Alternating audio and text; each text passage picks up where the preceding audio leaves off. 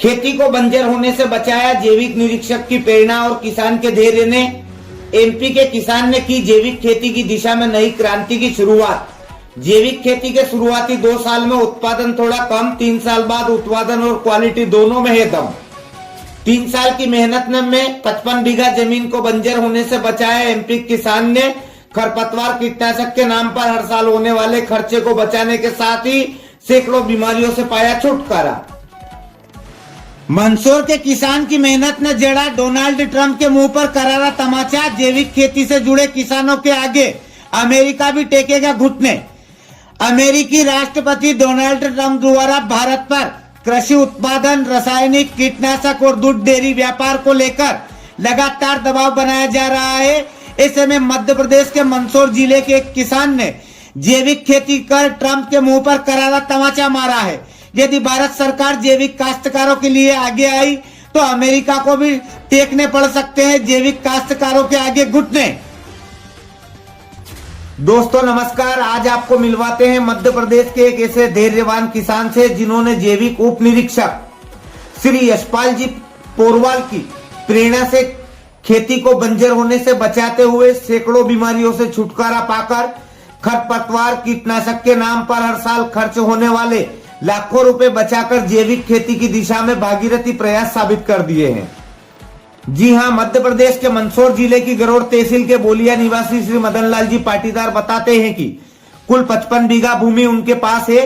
पहले हर साल रासायनिक खाद, कीटनाशक, खरपतवार नाशक आदि पर लगभग 3 से 5 लाख खर्च होता था, जो जैविक खेती की शुरुआत के बाद सालाना 3 से 5 लाख तक की बचत शुरू होने लगी। शुरुआती 2 वर्ष तक उत्पादन जरूर कम हुआ, परंतु उपज की गुणवत्ता देखने लायक होती है। देखते ही देखते 3 साल बाद उत्पादन भी बढ़ने लगा। बोलिया में होने वाली जैविक पद्धति की खेती को देखने समझने के लिए जब अटल सत्य की टीम किसान श्री मदन लाल जी पाटीदार के खेत पहुंची तो वहां की मिट्टी में अलग ही खुशबू थी। पड़ोसी खेतों में खड़ी फसलों की तुलना में श्री पाटीदार के खेतों में खड़ी संपूर्ण जहर मुक्त फसलें ऐसे लहलहा रही थी मानो आत्मनिर्भर भारत की शुरुआत यहीं से हो रही हो। भारत के किसानों को जैविक खेती की दिशा में नई क्रांति लाने के लिए एमपी के जागरूक किसान श्री पाटीदार से प्रेरणा लेकर धरती को जहरीले रासायनिक खरपतवार कीटनाशक के प्रकोप से बचाने के लिए कुछ नफा नुकसान सहन करके धरती को बंजर होने से बचाने के लिए जैविक पद्धति से खेती के लिए भागीरथी प्रयास करना होंगे, ताकि समय रहते खेती को बंजर होने से बचाया जा सके। खेती को बचाने की दिशा में काम करने वाले किसानों को प्रोत्साहित करने के लिए भारत सरकार को भी चाहिए कि अब समय रहते रोज खाओ अंडे दूध अभियान की तर्ज पर जैविक खेती से तैयार की जाने वाली उपज का समर्थन मूल्य तय करने के साथ ही तहसील या जिला स्तर पर अलग से खरीदी केंद्र बनाकर अन्य किसानों को प्रोत्साहित करने की दिशा में कदम बढ़ाए जाने के साथ साथ जैविक कंपनियों को फार्मर और फार्मर को जैविक कंपनियां उपलब्ध करवाई जाए, ताकि जैविक नवाचार हो और भारत की भूमि को बंजर होने से बचाने के साथ साथ खरपतवार कीटनाशक का प्रकोप झेल रहे पशु पक्षियों सहित किसान मित्रों और जनमानस को अच्छा वातावरण मिल सके। देखिए मंदसौर से अटल सत्य के लिए प्रकाश शर्मा के साथ शैलेन सोनी की विशेष रिपोर्ट। दोस्तों अपन ने ये देखा है कि किसान जैविक के लिए आकर्षित भी हो, करना भी चाह रहा है, क्योंकि खर्चा इतना बढ़ता है कि गवर्नमेंट चाहती है कि 0 टेक पे कम लागत पे फसल का अच्छा उत्पादन हो। किसान आकर्षक भी है, लेकिन जो गवर्नमेंट की योजनाएं हैं वो किसान को कहीं से भी प्रोटेक्ट नहीं करती है।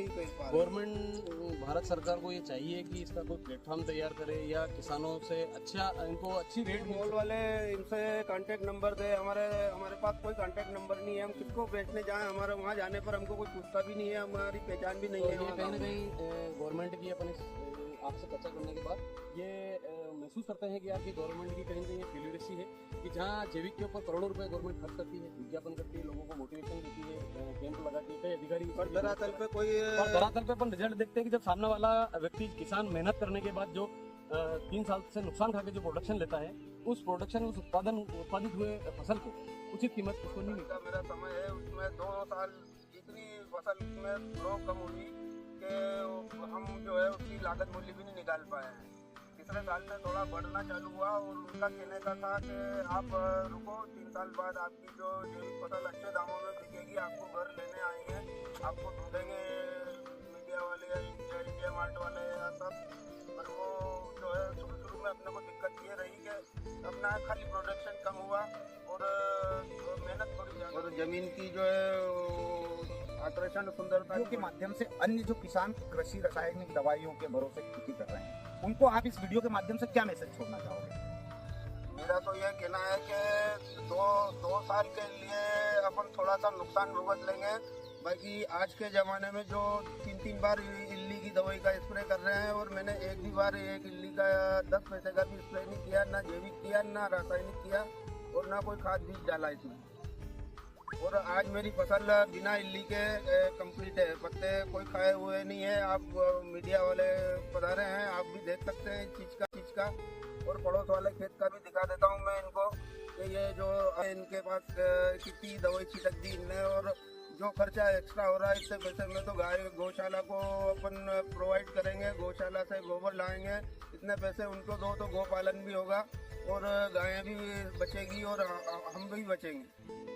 एक और लास्ट, जब आपने इसकी शुरुआत की तब शुरुआती दौर में उससे पहले जो आपकी दवाई का खर्चा होता था वो एक अनुमानित आंकड़ा आपके पास 11 हेक्टेयर में आप अभी कर रहे हो, 50 से अधिक लाख, एक टोटल छोटा मोटा आंकड़ा, आप कितने रुपए की दवाई का उपयोग करते साल में 2.5 से 3 लाख रुपए की दवाई डाल देते थे।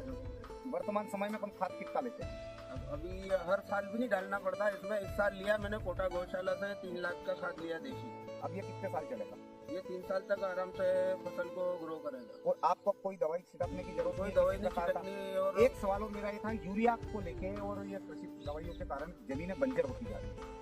तो वो मिट्टी में हमारे यहाँ की मिट्टी आप देखोगे तो आपको ट्रैक्टर चलता है ना, दूसरे की मिट्टी में वो बड़े बड़े डक्कल निकलते हैं।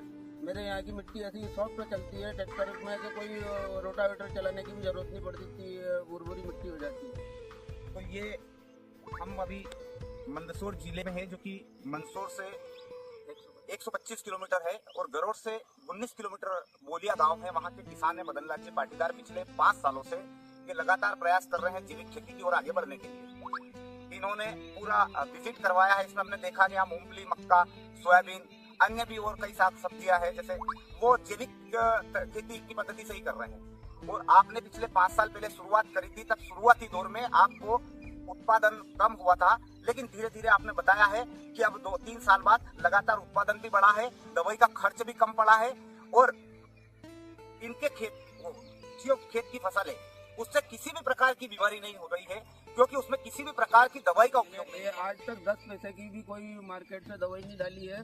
और जो पहले मैं काढ़ा बनाता था वो इस साल तो काढ़ा भी नहीं डाला है मैंने। मेरी फसल जो खड़ी है ये मक्का, सोयाबीन, मूंगफली, प्याज, उड़द, मूंग जो भी लगे मेरे सब में किसी में 10 रुपए की भी कोई खर्चा नहीं। कीटनाशक दवाई डालने से उनकी फसलें जल के बर्बाद हो गई, जैसे ये सोयाबीन मैं यहाँ देख रहा हूँ। अब ये किसान के साथ अन्याय है, धोखा है। मैं पूरे देश के किसानों से कहता हूँ, आप मेरे पास शिकायत करें, पूरी जांच होगी और संबंधित कंपनी के खिलाफ भी कार्रवाई होगी और मैं पूरी कोशिश करूंगा कि वो कंपनी किसानों को मुआवजा दे, यह हमारा धर्म है।